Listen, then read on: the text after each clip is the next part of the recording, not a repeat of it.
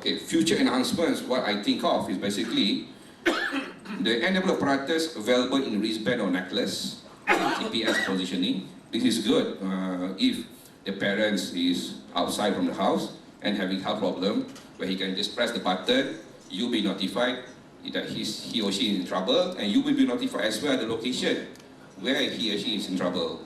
And also what we can do moving forward, we can even add the element of children's safety as well, where we potential for RFID application within a closed compound. Example being, if you go shopping with your children, you can install a wrist with RFID tagging. Similar method applies. So if he or she move a certain distance, it will trigger you. It is far away from you. So this is another evolvement of the technology that our friend Seri has come up with. So with this, I end my presentation. Thank you. So I welcome question from the floor.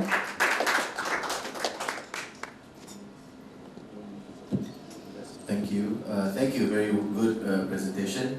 Very clearly defines what the USP is. Maybe we need a bit more information about the exact technology that is being used and what's being implemented. But overall, conceptually, I think it was well presented. The concept. Thank you so much. So in order to understand a little bit more, so could you tell me about what's the kind of difficulty to make it happen? Yeah. At the moment, looking back at the innovator himself, being a 16-year-old, for sure you have lack of funding. Depending on the images that I got, very limited. He does it on the cardboard boxes. The first method, I think, is using RF frequency, because he's communicating with the neighbors. That's the simplest way to communicate. But I know he has an idea to go into the SMS system, which is more suitable and more scalable, and there will be a good business model tied to it if you can work with the telcos. Because as you know, telcos all over the world are competing and trying to find a niche product for them to sell. So this could be the one. I'm not selling guilt, for example, but again, because family comes to the picture, it's always a good push for you for us to actually undertake certain purchases of products. So thanks very much. I have actually seen this implemented in Hong Kong, and it's very successful. It's one of Hong Kong's biggest social enterprises does this kind of thing. But what I wonder, there are two major things that I wonder about. So the first one is, what does it actually look like? Like, is it portable? Is it fixed to the side of my bed?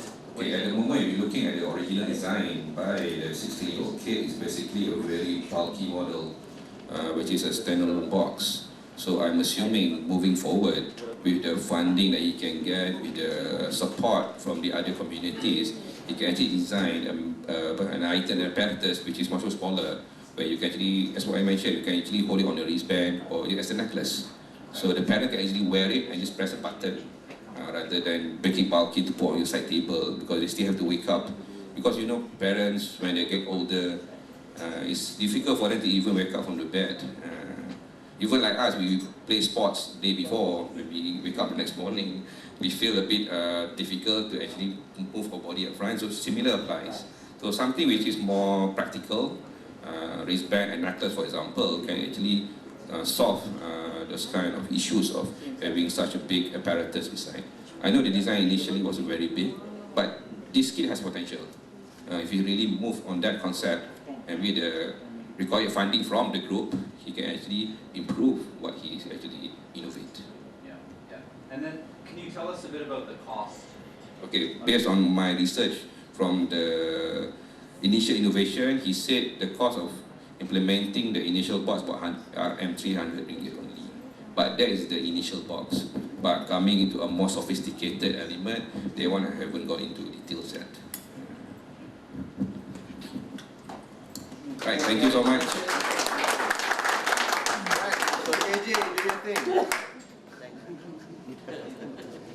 Ladies and gentlemen, the next innovation that we are going to look at is equally interesting, if not more. It is perangkap kata. By Associate Professor Akar. Well, a very good morning. I'm here to sell my product today. Well, the title is perangkap kata. So in English, for our honored guest, it's a frog trap. Don't get confused, we are not catching the frogs which are disturbing us at home. So these are meant especially for anglers, right?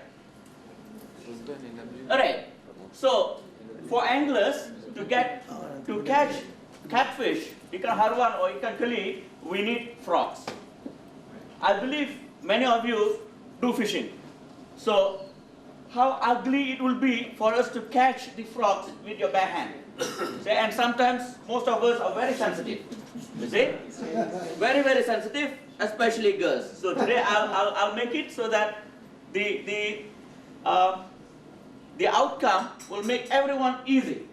Okay? Alright, the traditional method, how do we catch the frogs? And these frogs are traditionally small. We don't put the huge frogs to catch small fish. So we use small frog to catch big fish. Alright? Alright, traditional method. So very not practical. Alright? And you are unsure whether you will end up catching frog or something else. Alright? This, at night. Okay, the frogs, you have to attract the frogs by the torchlight. Okay? These are the frogs that I meant. Okay, these are the frogs that I meant. And how many of you are willing to catch the frogs this way? No way. I don't think so, except me. I've done it with my table mate there. We have done it when we were kids. And I wonder if today I can get the same experience. I couldn't, I think so. Okay, so it's not only very difficult, you need a skill to catch them. Alright? Okay, the solution. How to overcome this? How can we catch these frogs easily and continuously? So those days we will catch one, put it in a plastic, hold this in by one hand, and keep on catching. By the time you catch 4 or 5, these will run away. You see? So we come up, this is the cheapest solution. So 2 mineral bottles, basically, one big one, another small one. So this is the concept, right? So you have got this frog jumping into the bigger one, and you can continuously catch. So all the frogs will be stored in the bigger one, right? Simple yet brilliant. I think this is not only for me. I hope all of you will agree to this. And it's a very practical frog trap. It is not available in the whole world. So Malaysia will be the first, and I'll be the first person to sell this. Okay, the concept, how? Just a mineral bottle, cut it into 2 pieces, make a hole on the big one, and you merge these two. You'll get that, and the handle is optional.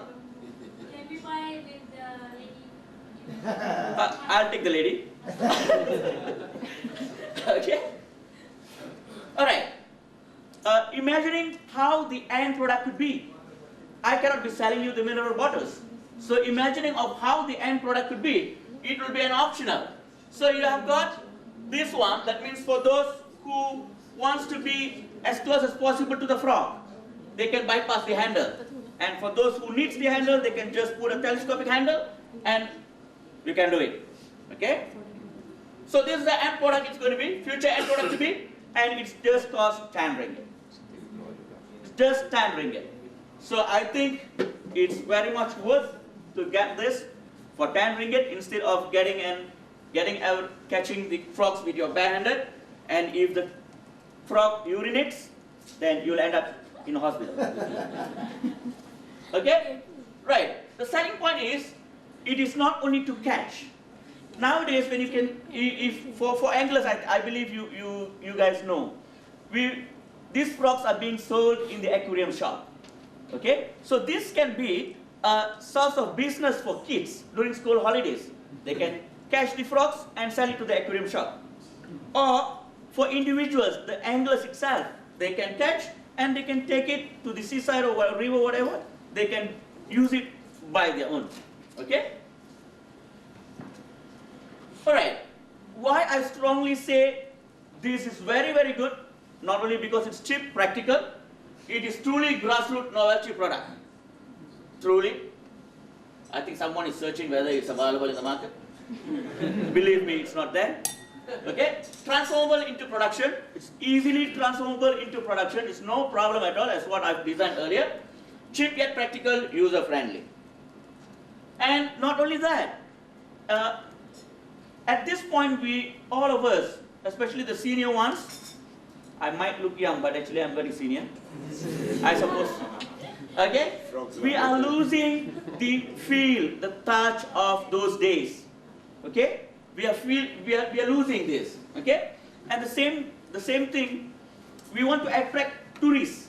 The tourists, when they come to Malaysia, we can give them this, so we can have a spot where they could have this experience of catching frogs by using this device. So it will be a tourist attraction spot. So don't wait anymore.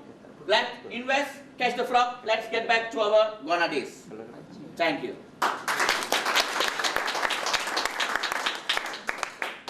Siva, very good presentation. Thank you so much for that. We leave it to the panel. To any comments from Cal first, please. So my only question is, have you used this before? How effective is it? Definitely, it is going to be more than 10 times better compared to barehanded catching. So the reason I asked the question is, just because I put a funnel on top of a frog, what makes me think that it will jump through the funnel? Yeah. Right? Like that's where that question is coming from. Yeah, definitely. Okay. Through the funnel, it is very practical. But why would the frog jump into the water bottle? Pardon? Why would the frog jump into the water bottle? Because it's nowhere to go. Nowhere to go. It has no way to go, and it has to be one way, because from the big to the smaller orifice, it can squeeze its body and jump out. You see, anybody in the pressure will try to squeeze out. So since it has got no channel to go, it has to go to that channel, and there is no way of coming out because the orifice is smaller to bigger, so it's not practical. That's it. Alright, yeah, thank you. Are there any other purpose to use except for this? Alright. Another purpose besides frog, actually we don't want to diversify. We have got other potential use of this product. We can also use for grasshoppers, okay, which could also be used by the anglers. So this is not only limited to frogs. The beauty in this product is you can continuously catch them. You don't have to catch and then put it in another stop. You can continuously catch them. Once the bottle is full, okay, it's enough for me. I want to go for selling, or I want to go for my own use. You can just pack it up and go.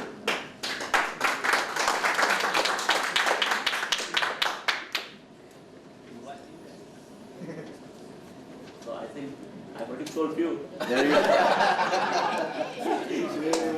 Very good presentation. And KJ, please continue your good Thank work. you so much. Thank you. Thank you. Okay, from frogs, let's move on to something eatable. Nasi lemak. But this time we are looking at nasi lemak wrapper from Encik Abdul Rahim. Maybe you can set up your computer now. Thank you. Encik Rahim. Bismillahirrahmanirrahim.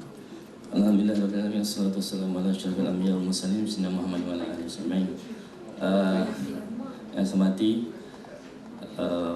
tiga orang panel, rakan-rakan usahawan yang ada dalam bilik ini. So, saya rasa saya lebih selesa present dalam bahasa Malaysia sebab saya bimbang. Saya bukan bimbang audien. Audien faham, saya bimbang saya tak faham. Okey. Produk saya ialah nasi lemak wiper yang menggunakan ginger paper atau kertas berasaskan Penilaian. Yang mana kalau kita tengok dari segi yang sedia ada sekarang ni, nasi lemak dibungkus, kalau yang bungkus lah, kalau yang menggunakan pinggan tu lain, tu bab lain. Menggunakan kertas yang sedia ada, sama ada menggunakan kertas wakabah ataupun polistiren, kemudian daun pisang. So ketiga-tiga bahan ni yang kita gunakan ada beberapa dia punya kelemahan. Yang pertama dia ialah kalau kita menggunakan daun pisang hanya boleh dapat di kawasan pendalaman. dan dalam kuantiti yang sedikit. So maknanya kalau kita nak producekan nasi lemak dalam kuantiti yang banyak, at least 1 kontena dalam 1 hari. So nak dapatkan daun pisang 1 kontena tu ambil masa. So masalah yang pertama. Yang kedua, tak tahan lama. Daun pisang biasa lebih kurang 4 hari dia layu. Kesegaran dia tak original. Itu mendatangkan masalah. Kemudian kita tengok daripada polystyrene pula. Apa kesan dia? Menurut kajian lah, karsinogenik ni kesan kepada kanser. Kemudian satu lagi, ia juga diklasifikasi sebagai the white coffee lah. Makna polystyrene ni mendatangkan kesan kepada kita lah. Kemudian satu lagi, polystyrene ni kalau kita bakar, dia akan menghasilkan satu karbon ya, CFC, kalau fluorokarbon. Jadi tak bagus untuk alam sekitar. Itu antara kesan-kesan apabila menggunakan bahan-bahan tersebut lah. Kemudian satu lagi, guna alternatif lain, gunakan surat khabar lama. Okey, memang murah, tapi efek dia ialah surat khabar lama ni kebersihan tak terjamin lah. Sebab kita guna surat khabar tu kadang-kadang kita pijak, kita tahu kan macam-macam berlaku. So dari segi kebersihan tu agak tak berapa bersih lah. Okey, ini antara perkara-perkara yang kita harus atasi untuk nak menjaminkan kita punya nasi lemak kita ni berkualiti. Kalau kita tengok dekat Kuala Lumpur ni, nasi lemak antarabangsa dekat kampung baru, semua orang kenal lah. Okey, sebut saya nasi lemak kampung baru, semua orang kenal. Alright. Kertas ni dihasilkan adalah dicampur dengan bahan yang berdasarkan halia tadi lah. Yang mana ekstrak halia tadi dia merencatkan pertumbuhan mikroorganisma yang menyebabkan kesan kepada nasi tadi sebab basi. Itu dia punya efek dia lah. Kalau kita bungkuskan nasi lemak dan menggunakan surat khabar sendiri, dia hanya bertahan selama 13 jam. Ini ada kajian telah dibuat lah, selama 13 jam. Berbandingkan menggunakan kertas yang berasaskan campuran daripada halia tadi, boleh pergi sampai 23 jam. So maknanya 10 jam berbeza. Okey. Ini kaedah pembuatan kertas lah. Jadi seperti biasa, cuma bahan tersebut dicampur dengan campuran halia tadi. Okey. Ini apabila kita dah buat proses mengadakan buat kertas tersebut. Betul ke ni? Ini betul. Data ni betul. Data ni kita dapat dengan bantuan Universiti Terengganu dan juga Universiti Perlis. Malam tadi saya dapatkan maklumat daripada dia punya inventor lah. So ada data. Kalau ditipu, saya tipu tuan-tuan lah. Tapi ni direct sampai dia punya data. Ini yang kita tengok ratio ni 1:10, 1:1 dan 10:1 ni lah ratio antara ginger dengan kertas lah. Maknanya 1 gram kertas ginger sama dengan ratio 10 gram kertas tadi lah dicampurkan di 3 bahagian. Kemudian kita buat kajian lagi, bandingkan yang kertas yang campurkan halia tu dengan yang tidak. So maknanya dia punya perbezaan ketahanan hasil nasi lemak yang kita bungkus menggunakan kertas tadi berbeza. Okey. Jadi kalau kita tengok hasil daripada kertas yang kita buat tadi, beza dia 10 jam ya. Maknanya yang gunakan kertas tadi 23 jam bandingkan yang 13 dengan kertas biasa. Alright. Kita tengok kos dia punya kos. Dengan sedikit penambahan kos harga halia tadi, lebih kurang selai kertas 0,000 sen lah harga dia lah. Kalau kita banding 1 kilo halia dengan 1 kilo kertas tadi, dia boleh menghasilkan lebih 3,000 lay kertas untuk membungkus lemak. Okey. Lebih kurang, tidak tepat ya. Kemudian kos jualan kita boleh jual 1 kilo RM5.5. Lebih kurang 0,01 sen dia punya harga selai kertas untuk membungkus lemak, berbandingkan dengan kita menggunakan polystyrene 5 sen satu. Okey, kos dah reduce. Kemudian satu lagi, memang kita gunakan nasi lemak, menggunakan surat khabar tu memang murah, tapi kita tengok dari segi hygiene, kebersihan, kita tengok dari situ. Alright. Target pasaran kita di RNR 24 jam. Bukan 24 jam, ribu-ribu jam selagi tak kiamat. RNR ni. So maknanya bila kita nak bungkus lemak tu kita tahan lama lah. Okey, maknanya kalau kata 23 jam ke 24 jam kita boleh bertahan. Kemudian pengusaha pam minyak. Contoh sekali sekadar pam minyak, dia ada small cafe kan untuk nak minum dan sebagainya, istirahat. Benda sesuai kita gunakan ni. Kemudian kat 7-Eleven. Kemudian satu lagi kat hypermarket. Dan last sekali usaha nasi lemak lah. Yang mana tuan-tuan ni dah nak belanja kat saya nanti, nak jadi usaha nasi lemak, kita boleh buka ekspor nasi lemak ke Jepun dan juga di US dan sebagainya. Okay, itu antara kita punya target lah. Okay. Saya ingat itu saja yang pernah dapat saya kongsikan pada tuan-tuan pada pagi ini, yang mana kita cuba nak producekan satu kertas untuk membungkus nasi lemak yang kita boleh gunakan untuk kegunaan semua dengan kos yang rendah dan berkesan. Sekian, terima kasih. Terima kasih Haji. That's a very good presentation from Haji Abdul Rahim. We believe that this new product will enhance the quality of our nasi lemak, which is a national treasure, I believe. So, is the paper already on the market? First question. Is it ready for production? Belum. Hasn't been produced yet. Okay. Then, so far, what's the problem that I mean? I just add the question to the Hasil. So what kind of difficulty you just said? You are, how can I say? Go into production. Yeah, going to which part? Because I'm sorry, maybe I could understand that. Yeah, before the production. So which part is it? Because that's not so difficult to produce. So. Masalah untuk nak keluarkan kertas ke ataupun masalah? Ya, mengeluarkan produk yang kita nak jual ni lah. Kertas ginger. What would it take for you to produce? Oh yeah. Okey, sekarang ni kita nak keluarkan kertas ni. Sekarang ni kita nak proses biasa, proses mengeluarkan biasa, cuma kita tambah dengan bahan halia tu tadi supaya dia boleh protect mikroorganisma tu supaya melakkan sifat basi. Itu saja. Kemudian sekarang ni benda ni tak ada dibuat lagi. Dia rasa dekat internet, dalam dunia tak ada lagi. So maknanya benda ni kalau kita buat, kalau kita produce dalam kedai yang banyak, market pasaran yang tinggi lah.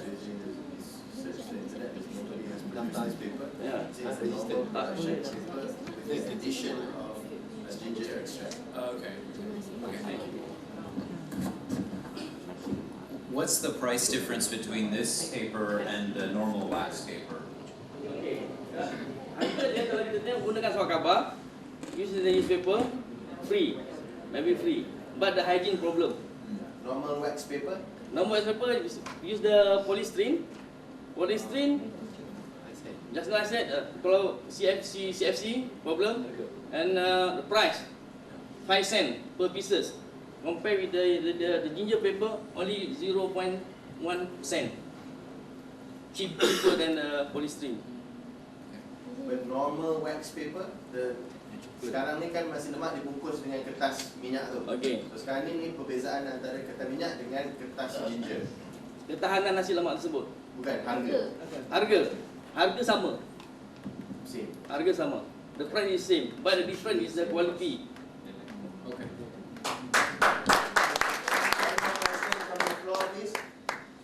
Can this thing bungkus kan mi goreng ke, bihun goreng ke, apart from just nasi lemak? Yeah. Multiple food usage lah. Not for nasi lemak. Not for nasi lemak only lah. Okay, very good presentation. Thank you.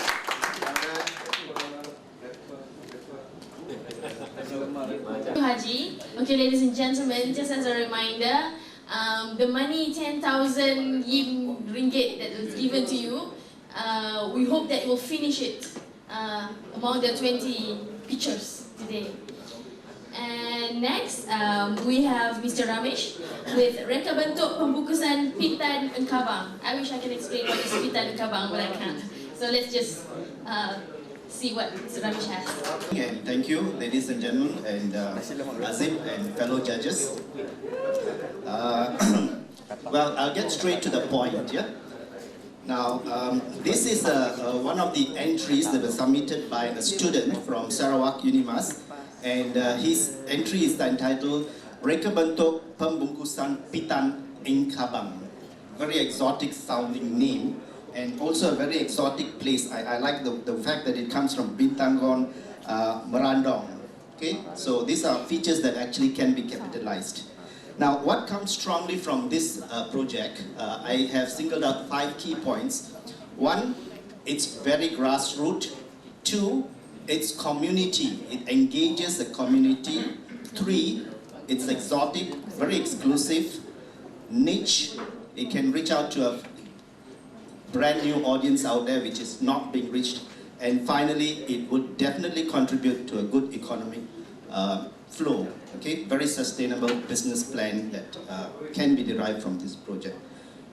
Like I mentioned, the problem statement that he has given, or she has given, is that it is to redesign the current packaging, okay? Now, this is a product from the forest, and it conventionally uses some kind of a bamboo material, which is not lasting and decays quite fast. So his challenge is to his solution is to redesign the packaging for longer lasting, using longer lasting material for a longer shelf life. Basically, that's his problem solution or her problem solution, and she has come up with some ideas. But before we go further, I'd like to just explain what is this Inkabang. Okay, so Inkabang is a seed from a tropical tree, a huge tropical tree, hardwood species called Shoria, and very, very native. It is only found in Borneo, and more so in northern Borneo, right? And it's got a lovely seed, you know. In fact, the beauty of it is when the fruit drops down, it's like a helicopter. It spins down. And little did we know that, little did I know that it actually has got valuable oil in it, which can be, you know, it's edible. It's edible. That is Inkabang. And so how is it processed?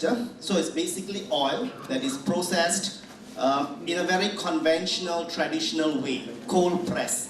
Just like virgin coconut oil is much more expensive. Why? Because it is cold pressed. So there is little, there's the nutrients are very much retained. So in the same process, it is also done in that way. And this is how, okay, it's a simple traditional cottage industry method, and it will, it comes out as oil, or it can be turned into butter, right? So basically that's what this product is all about. All right, so this challenge he has redesigned for this. It comes in a cube form, like butter or cheese, and she has put in some very attractive design, or it is also in oil, you know, in the form of oil. And if you can see, this is the seed, the Shoria seed. So that's the branding that they're trying to capitalize. Okay, so that's the product. Now, what's the uniqueness of this product? Designed, inspired by nature, flavor from the forest, organic, anti-aging, like most seeds, but in this case, it has proven to be, it has got a very high concentration of anti-aging agents. Now, this can be capitalized. It can be seriously capitalized because these are the products that consumers would like to have. You know, it's organic and it's got very good values. So what we have discovered through this submission is that it's actually a rediscovery of an ancient recipe from the tropics of the Borneo. No, it's not so much just as the packaging. Packaging is very superficial. If you probe deeper into the product, this comes out very strongly. Packed with natural goodness, 100% organic, community engagement, and offers a sustainable revenue stream for the community. Now, why I say community? Because these are only, it cannot be harvested in a mass scale, if not like oil palm and all, you have to go deep into the jungle. So the community that actually picks up this fruit, brings it, and it's processed in a very cottage industry way. Right? So scientifically proven to have high concentration of anti-aging and IP potential, plentiful, trademark of course, industrial design, goes without saying. There's also another unique that only the Sarawakians can, that is the GI, geographical indicators, which Mohan will be able to explain, as to that nobody else in the world can own that brand, okay, because, not with the brand, because it comes from that particular geographical location. So that's very brilliant, all right, and that becomes the basis for its unique selling product. Okay, so when you use all this and say, this is commercial, this is marketable, and it should bring good returns. Okay, and so what's the bottom line? Bottom line is an investment opportunity. I checked with the inventor, he says 500,000 should take him very, very far. It'll be used for redesigning, market research, upscaling, retailing, advertising, production. Oh, I missed out. It's actually 10,000 units, right? There's 10,000 units within a year, and it will be sold as a premium product for above RM $50, 40 and above. Currently, the one that is sold is only $8 for 200 ml packet. So this is the value proposition that I think as an investor, one should seriously consider. And if you ask what's the competition, this is the only competition out there. $8 for this thing, right? So you upscale it, redesign, put it in the supermarkets, or in this case in tourist destinations. It can sell very well. And future range, this again offers. Now if you say that it is too bland, you can try to make it more exotic flavors of Sabah pepper or Sarawak pepper, or flavors of the pineapple from Sarawak. And you can even redesign, the inventor can redesign it such that it actually follows the form of the product itself, that is the Kembangan seed. Potentials are huge. So with that, I would like to thank you and urge you to put the money where you think you should be able to make good returns. In fact, this is an article that was carried out in the Star, online, talking about the goodness of Kembangan seed. Thank you. Thank you very much, Ramesh, for that wonderful presentation. So harvesting the goodness of our tropical rainforest is something that we want to do, but of course in a sustainable manner. I would like to inquire, is there any, or do you know of any controls so that this doesn't go out of hand and we start raping the forest for these sort of seeds? Yes. Very good and very, it's a very pertinent thing. Yes, some of these species are protected, some, but those are not the edible type. The edible type is available, there's plentiful, so there is some controlled, sustainable logging and all that. So, but then this again comes from the forest, which the indigenous people normally go and pick. So it is under control. The forestry department regulates this, and the indigenous tribe have actually got the rights to collect it. So far it's not an issue. So it sounds like you're proposing to sell this into retailers. Right. So I need to ask you a few questions around that. One is, currently your production process is people from the communities going out and collecting seeds, so on and so forth. If I'm a retailer and I come to you with an order for 10,000 units in 3 months, how, with that kind of production process, can you reliably guarantee that I will get the quantity that I need? Okay. Now, from what I hear from the inventor, the designer, is that there's rural communities that actually rely on this. In terms of the figures, 10,000 that I've quoted here, it's achievable, right? And bearing in mind that this seed is this fruit is seasonal, so there's going to be a challenge there, right? It's going to be challenged because it cannot be, it's not it's seasonal, but the only way to go about it is we control the sales as a very niche kind of a thing, not mass production. It cannot come anywhere near any oil palm or coconut oil. It is not in that category. So therefore, it's a very niche product which have to be sold, like let's say 40 ringgits and above, right? So hope that. How stable is it? So if I put it on a store shelf, will it last a month, 3 months? Just like how butter is, its characteristics and the properties are similar to butter. So very much. So this could be used like a butter replacement or a cooking oil replacement. Right. Yes. Not so much as a replacement. It's to enhance the flavor. You see, because it's got a unique taste. And apparently the indigenous community there, they use this for flavoring rice, just like we have nasi nyama. But if you put this, then you get a different flavor. So it is not to compete with any of the oil. It is just to sell by its own as a very unique product with a unique taste. Maybe you can talk to Haji Abdul Rahim and his nasi lemak wrapper. You'll make it last longer. Is it possible for us to find out the seeds in the Filipino or other countries? Yes, wherever there are tropical forests, like in the rainforest, especially, there are such seeds. Okay. There is. Okay. Yeah. Any other questions from the floor? If not, thank you very much. Okay, KJ will continue to collect funds for this round. I suggest Puan Pengerusi Majlis. Next, I would like to invite Hajah Zainul to present her product, Bamboo Leaf Ash. Assalamualaikum warahmatullahi wabarakatuh. Salam sejahtera. I have to say salam perpaduan as well here. Pertama, bagi banyak sangat bapa-bapa kat sini, saya ucapkan selamat Hari Bapa hari ini.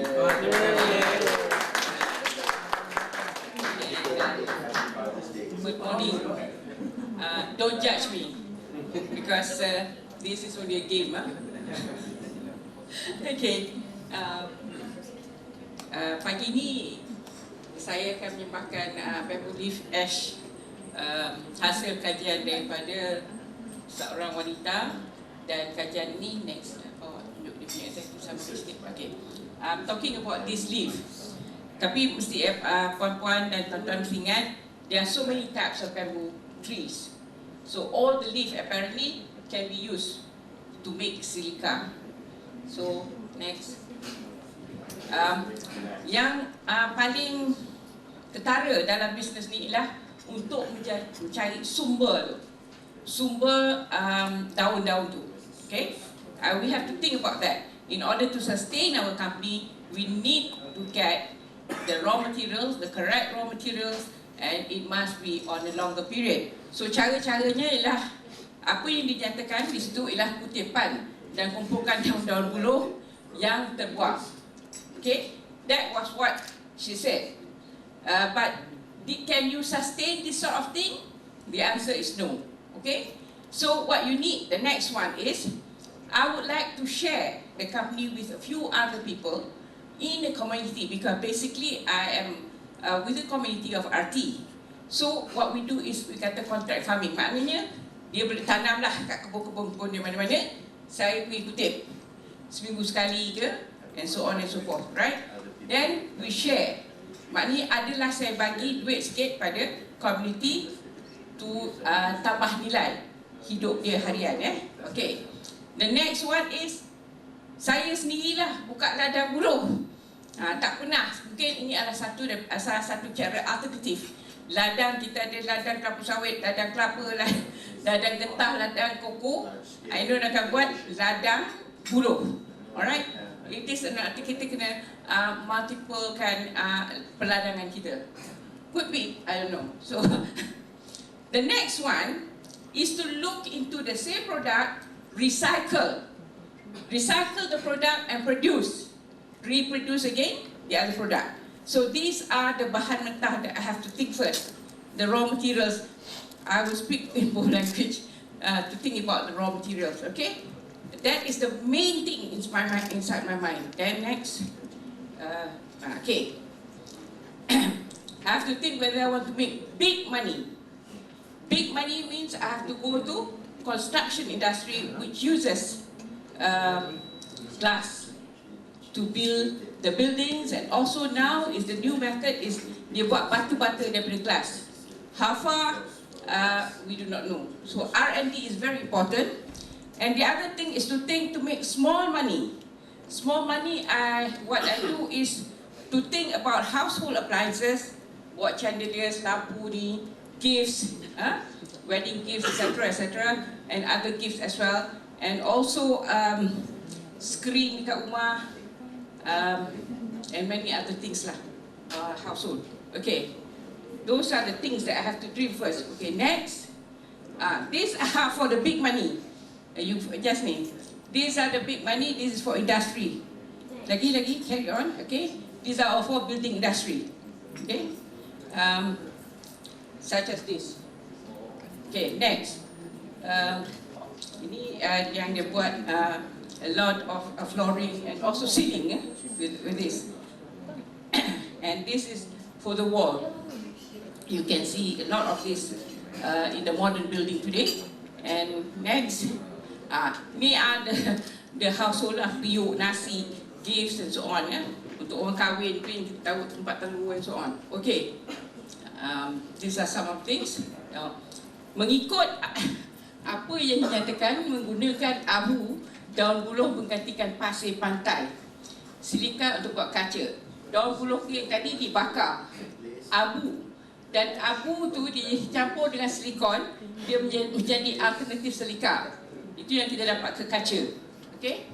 Now, daun buluh adalah merupakan bahan terbuang. Dia kata kat situ tadi, macam tadi saya cakap, sebelum saya nak invest, sebelum saya nak pergi panjang, I have to see whether I can sustain getting the raw materials. Okay? Dan mengikut kajian daripada Unimap, ketahanannya adalah 2 kali ganda berbanding dengan kaca biasa. So that's the basic thing. Next. Okay. Penyusunan projek. Adakah projek ini sesuai? Bagaimanakah untuk mendapatkan bahan mentah? Tadi saya dah cerita melalui konsiliasi. Adakah mendapatkan bahan mentah secara ini boleh mengekalkan industri ini? And the other one, adakah perlu saya mewujudkan ladang atau menggunakan contract farming dan seterusnya. Okay, the next one. Mewujudkan industri. I have to look into the cost benefit analysis. Adakah dah habis dah? Okay. Industri. Ini murah, mudah, tidak ambil masa yang panjang. What is the internal rate of return? Sama ada tinggi atau tidak, perlu melihat kepada consumer mengenai produk dari kaca ini. Kalau household appliances mungkin boleh, because sentiasa orang suka tukar menggunakan alat-alat dapur ini. Apakah jenis produk yang boleh dikeluarkan dengan penggunaan kaca ini saja, atau ada lagi industri sub-sub sampingan yang saya boleh wujudkan? Proses pengeluaran produk kaca ini adakah akan memakan perbelanjaan tinggi dan makan masa yang panjang atau tidak? I need to know all these things. Next. Cepat-cepat. Okay. Jenis produk yang boleh dikeluarkan. Jadi saya dah melihat ini je, barang-barang kegunaan rumah, household, pinggan mangkuk and so on, menggunakan sebagai bahan binaan tadi. The latest one is batu butter, and the other one, it seems it also can be we can also produce lacquered products out of this. So dengan tambah chemical lain lah, and then menggunakan sebagai bahan produk tadi. The next one, Japan is doing it, Vietnam is doing it, and so on. Adakah demand, trend pengguna bagi produk seperti ini? Household appliances, memang there is a demand, alright. Sekiranya trend produk-produk itu amat perlu sebagai alternatif bahan binaan, sebab ketahanannya lebih lama, lebih kuat, lebih ringan, dan ini mempunyai potensi dalam industri binaan. Next.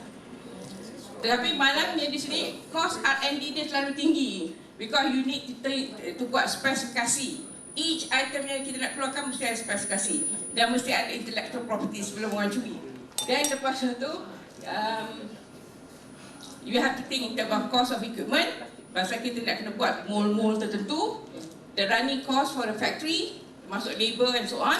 Sekiranya perlu mewujudkan ladang buluh, kos pengurusan ladang buluh itu sendiri, dan sekiranya dibuat melalui contract farming, kos perlu diambil kira juga. Bagaimana kita nak distribute, bagaimana kita nak run the contract farming. Dan kalau kita dah buat ni semua, kos analisa keuntungan memang ada. Perlu melihat kos menentukan keberkesanan dan sustainability of the syarikat. Perlu juga melihat keuntungan dari industri sampingan yang boleh diwujudkan. Ini in order to sustain, at the same time kita boleh juga dapat tambah nilai daripada produk-produk hasil-hasil pengeluaran yang sampingan daripada ladang buluh.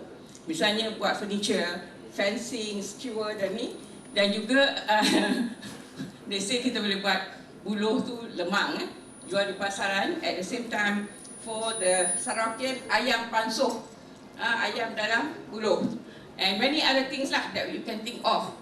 That is a very minor thing, but it will collect some fund. Next. Then after looking into dia, menunjukkan bahawa industri ini mempunyai potensi yang besar di negara ini. Dengan itulah boleh industri diwujudkan. That is my dream lah. Okay, so I wujudkan. Lepas wujudkan, katalah everything is in good order, the factory is running and so on. Cara produk pemasaran ni is another way. Menggunakan media masa for household appliances lah.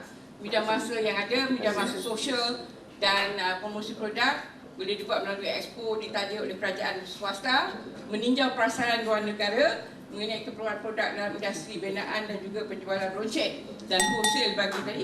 Finish already dah.